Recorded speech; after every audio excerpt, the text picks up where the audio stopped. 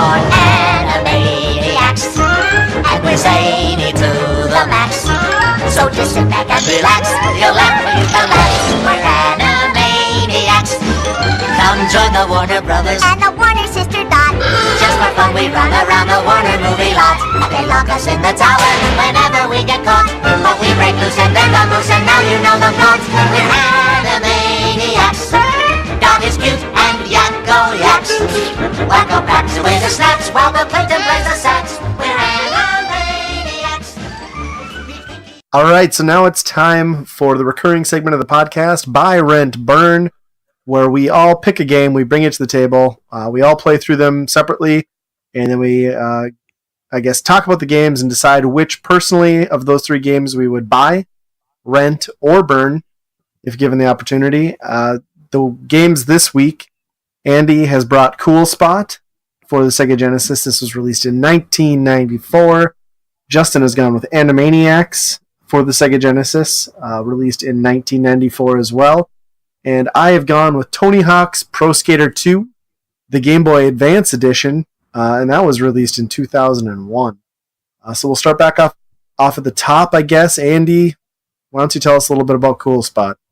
Yeah, Cool Spot is the coolest game out of those. So it might not work in Buy, Rent, Burn, but if we're talking coolness factor, it's already got the top spot. Well, yeah, if you put cool in the title, it's obviously the coolest game here. Right. Has to. Right. I mean, if you guys would have brought like Cool World or Chester Cheetah's Too Cool to Fool, like then we would have had a real battle here. Competition. Yeah. But I win the coolness factor. But Cool Spot, if you are, let's say, younger than 20? Oh boy, you might even have to go further back. Or further up. Yeah, probably 25 at this point at least. Yeah. Yeah, I would say probably 25. Because I was talking to a couple people, and they were 23 and 24, and they had no idea. Yeah, so if you're younger than 25, you have no idea what Spot is. And he was a character for 7-Up, the soda. And he was just a cool guy. I mean, he's basically a red dot with, sweet sneakers, awesome sunglasses, and just has a cool attitude about him. And some Mickey Mouse hands. Right. Yep. Straight Mickey Mouse hands. that's very true. Yeah. But I mean, it just screams coolness, just like 7-Up. So it's interesting too. Like, I think that's my favorite part about your pick is like I didn't really think about it, but at the time that Cool Spot was a thing, like if you wanted a clear carbonated soda, like you drank 7-Up. There wasn't Sprite, right? Right. And there wasn't Sierra Mist, so like literally, it was 7-Up. Like it's so bizarre to think about. And now nobody drinks 7-Up. I mean, it's still around, but I don't even think they don't really advertise, do they? I don't think. No. And like Cool Spot was everywhere. Like that advertising campaign, like it was such a big pop. Or soda, depending on where you live in the country or world. Yeah. So yeah, they made a game out of them because why not? If you have a character like that, you can't just contain them into commercials for soda company. You got to make a game out of it. Gotta. Yeah, and this game fits in right with that group of mid-90s games with characters with attitude, and Cool Spot definitely fits that bill. He shoots projectiles. I think they're little bubbles, I would say. I'm not sure. That was my assumption, yeah. Yeah. And it almost like he just like snaps points, kind of like that cool guy, how they like point at somebody but snap at the same time. Like, yeah, he just shoots bubbles out just like that. I mean, he's got a strut to him when he's walking down these levels.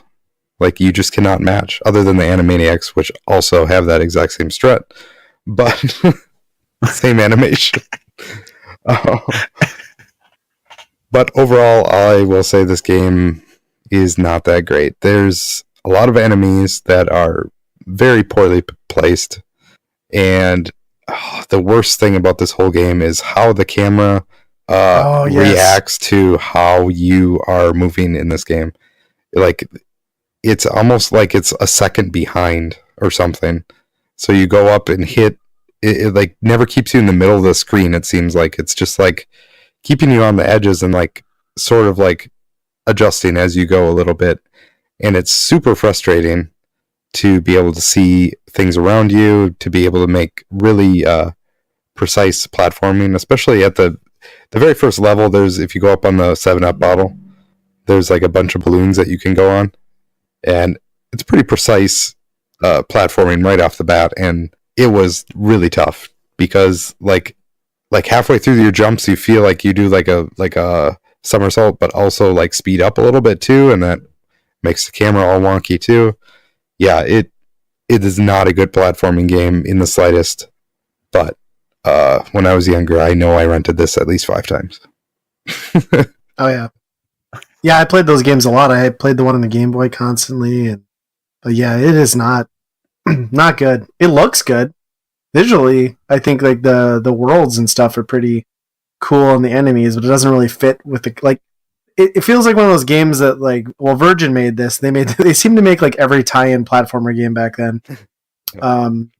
And I think like it feels very much like a game that they were just building, and then they acquired a license and slapped it on top of. I mean, it really doesn't make any. I mean, not that there's a context for a Soda Pop mascot. Like he doesn't have a world that he should exist in so much, but it's still just strange.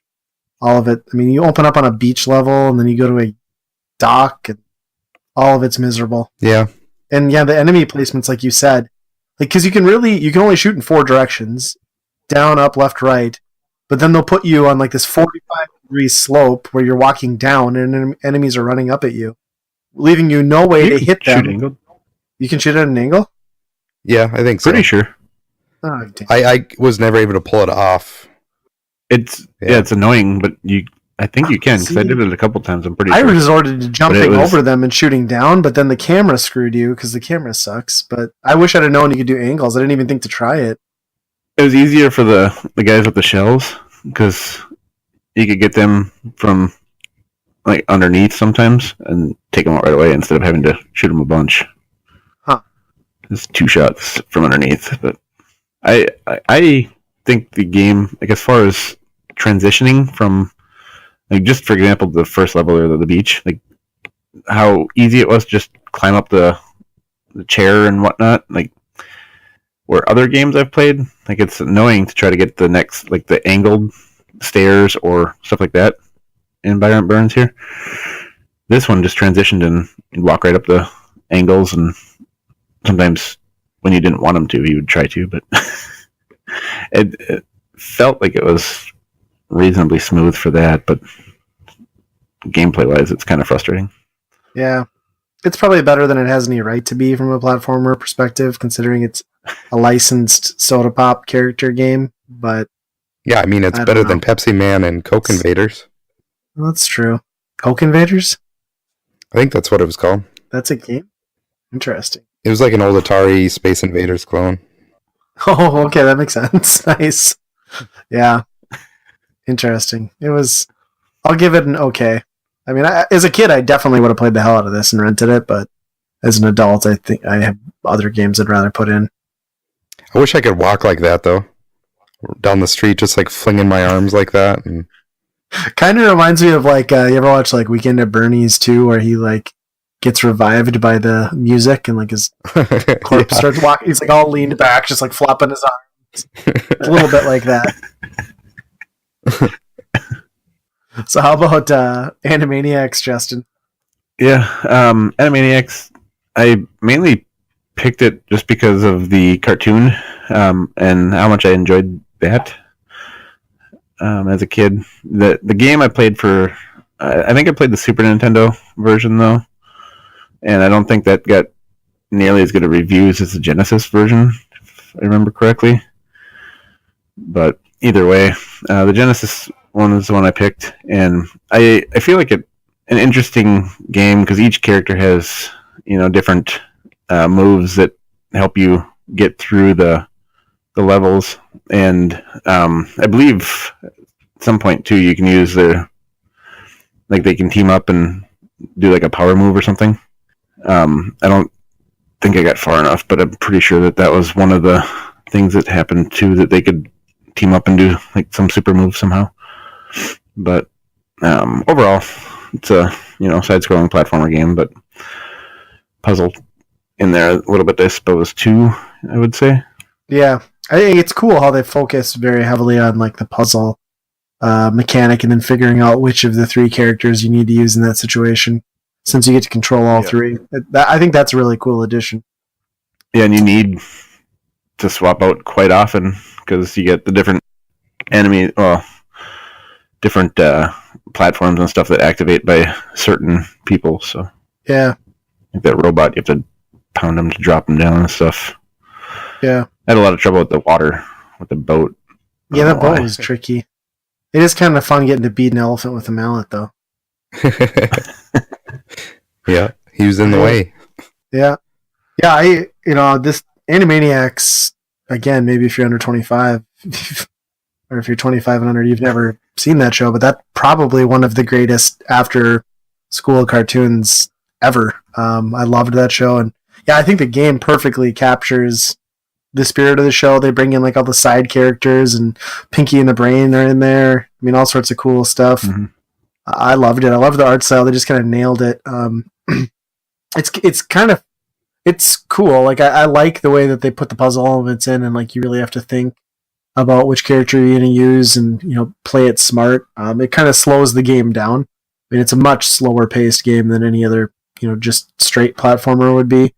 My only real complaint was that they put some cheap stuff in there. Like there's certain things that kill you or set you back in a way that the only way you would know them or know that is to just blindly run into it and then memorize it for later, which isn't. I mean, it's interesting when it happens the first time, but that's not great game design overall.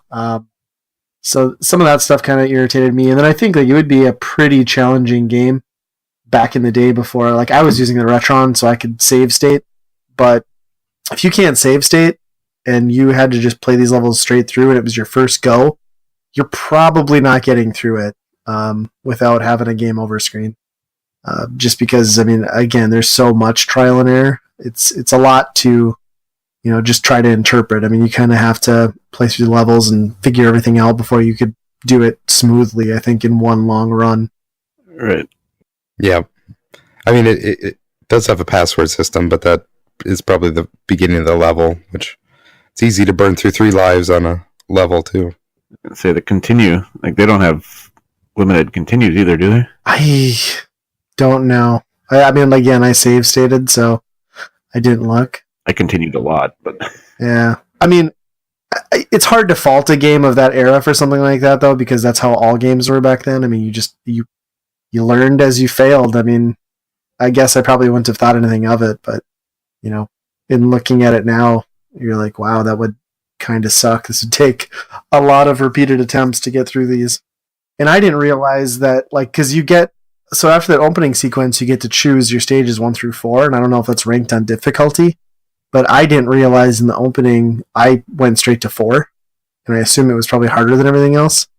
And I completed that, and then I was like, oh, I went to the 4th stage right away. That probably explained a lot. Because then I went back to 1, and 1, maybe it was just me, and I'd gotten used to the game at this point, so it seemed easier, but I played through 1 a lot quicker than I did. I don't think I did 4. I did 1 through 3, I think it was. For me, the most impressive thing is, like, this game looks really good, especially for a Genesis. It looks really good, limited colors and everything like that. And it, like, nails the character. Like, the cartoon, it doesn't look off model of the cartoon. Like, none of it. Yeah. Which is pretty impressive. It's a great translation. And then, like, even the opening, like, skits and text, like, just totally nailed the puns and the humor of the show itself, too.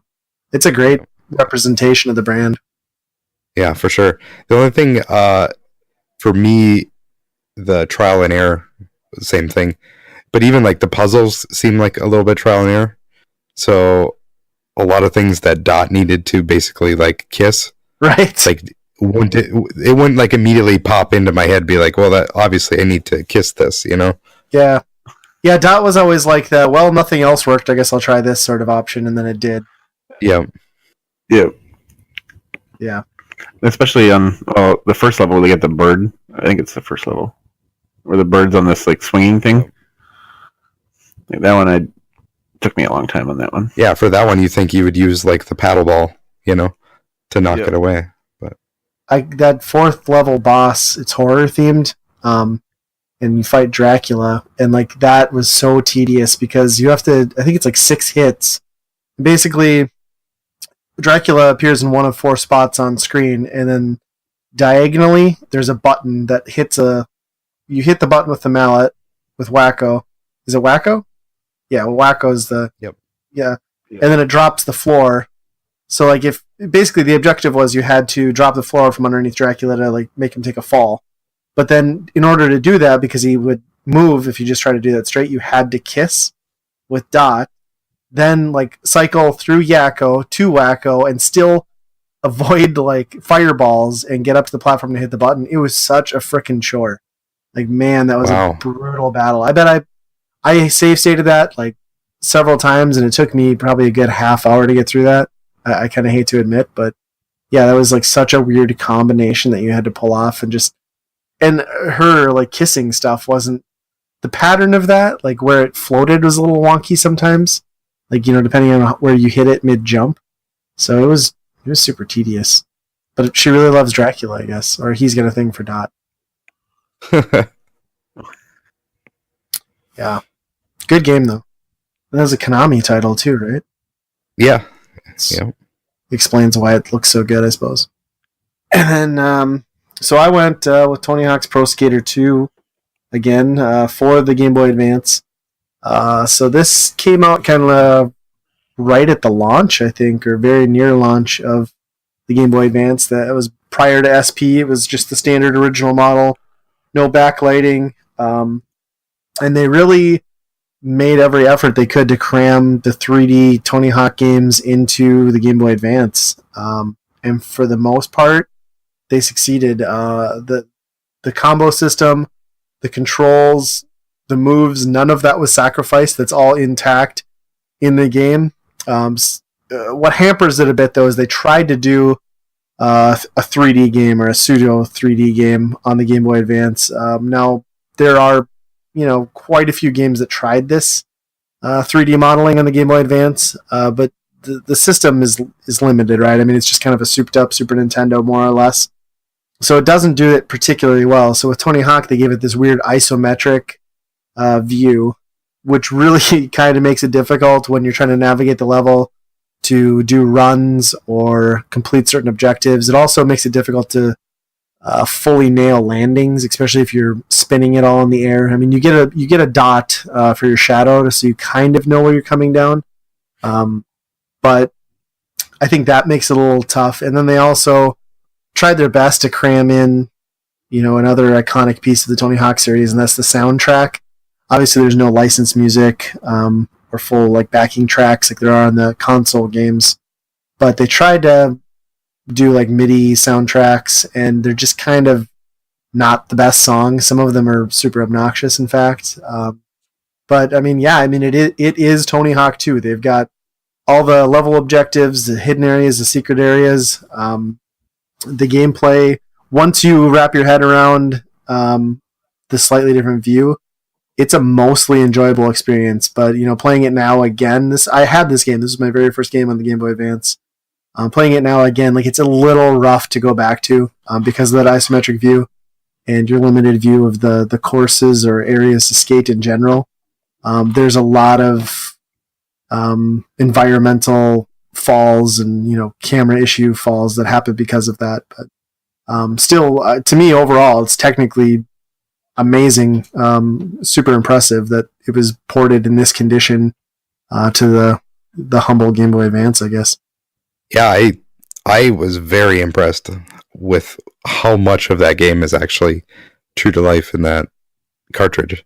How big they could fit onto that cartridge it blows my mind that they were able to do that. I also love like how the controller setup is in that game, where in most of the Tony Hawks then was square was kickflip, circle was grab on a PS2 or a PlayStation. Mm-hmm. And then on here, the shoulder buttons are those. Yeah, because the Game Boy Advance was 2 buttons short of, it was a 2-button system instead of a 4-button, like everything else that Tony Hawk was on. Right. And I thought that almost felt more natural. Yeah, I'd agree. I was able to do that, combos a lot easier that way. So I thought that was pretty cool. I played this on a RetroPie, so I blew it up to a TV monitor. So it looked beautiful, is what you're saying? Oh, I actually so the menus and stuff like that were absolute garbage, like barely readable. But once you got into the actual gameplay, I kind of dug it. It was like a really high res version of pixel art of something that looked like melted or something. But I really liked it. Oh, nice. I was totally into that. But yeah, the only downside, like you said, to me was obviously the music, and the Game Boy Advance kind of had a bad sound system to begin with, and not being able to really make yourself aware of where you are 100% of the time in a 3D space like that is tricky if you really want to nail tricks like this perfectly. But if you're just like cruising around and you're not really worried about too much of that stuff, I really like this game. Yeah, I played it on RetroPie also. So I had it blown up and it looked like garbage in the menus. The gameplay, it felt like a Tony Hawk game should, as far as how it plays. My biggest issue is the camera angle. It's been so long since I played this game that I don't remember the stuff that's on the floor and everywhere everything is at. So I was hitting everything, falling over on everything. I think if I played it and actually enough, I just played it on free mode on the first, the warehouse one, or the hangar, whatever, free mode, free skate or whatever it is. Yeah, the hangar, and so I was falling over on everything, running into walls, and once I finally got the hang of the camera angle, it was a little bit more fun. I feel playing it on PlayStation, and then from what I remember, because I never played Game Boy Advance anything on there, I don't believe at least, but I'm not really much for handhelds, but the gameplay is really solid. It's a Tony Hawk game, you can tell that. The only issue is the camera angle, and if you can get past that, like Ryan said, it's a great game. Yeah, nice. Well, we've recapped, I guess, each of our games. I suppose it's time to get a verdict. Decide which one we would buy, rent, or burn. Guess we'll go back up to the top. Andy, why don't you kick it off? Yeah, this one was kind of tough this week, at least in between two of them. For my buy, I'm going to go with Tony Hawk. I had not really played that much of the Game Boy version in the past, and I don't think I played this one, maybe a later one. I think they did 3 or 4 probably after that. Once they built it, I'm sure they did it, all of them. But yeah, I was really impressed with it, and it just gave you just enough of a difference from what the PlayStation ones are to keep it really interesting for me. I felt like I was really getting the hang of the controls and wasn't really crashing too much by the time I was done playing it. So yeah, I would take that on the go and play with that a lot more. For my rent, I'm going to go with Animaniacs. That game is a lot of fun for kind of how slow it is. Like you were saying, it is pretty interesting how slow of a platformer that game is. If you were to look at the packaging, you probably would not have guessed that out of that game to have those type of mechanics. So for how it nails the cartoon aspect of it, has all the characters that you love in that show, and having interesting mechanics, it's a solid game for sure. And my burn is going to be the game I brought, Cool Spot. and that's only because he's too cool to actually win contests like this. He wouldn't be seen messing around with these other kiddie games. Cool Spot's got no time for us. No, that's if they would have fixed the camera in there and like the motion to match up with where you are so you could see stuff, that game would be infinitely better. But yeah, I don't know what they were thinking with that. I agree with that. That would help out quite a bit for that game. Sure. How about you, Justin? Well, this one was, like you said, it was tough between two games. Honestly, somebody waited until the last minute. I really wanted to find a way to burn Ryan's game, but Yeah, I thought you were struggling to like decide which one because you weren't sure, and then you're just trying to burn another game. oh no, I know which one I'm picking, but I really wanted to find a way to burn your game, but just because of what it is, Tony Hawk, just how great Tony Hawk games are. Well, for the most part, some of them are pretty bad later on, but as far as how good these games are, I'm gonna go with my buy as Tony Hawk. My rent is gonna be Animaniacs. I don't think Animaniacs has the replayability as Tony Hawk would, so that's why that's my buy or my rent. I mean, and then my burn's gonna be Cool Spot. It's a decent game. Like Andy said, the camera angle is terrible, especially when you're trying to do the jumping between platforms or balloons or whatever. It's so tough to know what you're supposed to jump to next. So that camera angle is terrible, or that camera movement is terrible on that. So that's going to be my burn. All right. Gosh, I'm starting to get like a hive mind. Like I just want to jump on board with you guys because I went a slightly different route, but I think I'm going to keep mine in the order that I had them. I'm actually going to buy Animaniacs. I've owned the game for a while and put time into it in the past, but when we got, when it came down to time to play these games and revisit them for Buy Rent Burn, that's the one that I sat down and played the most. I think I probably put a couple 3 hours into that. Again, the art style is amazing. It's a show that I love and have a lot of nostalgia for, and it's just really interesting. It's a really interesting puzzler / platformer. I don't know. I kind of want to go back and like complete the game 100%. So that's why I'm going to buy that one. I'll rent Tony Hawk's Pro Skater 2 for the GBA.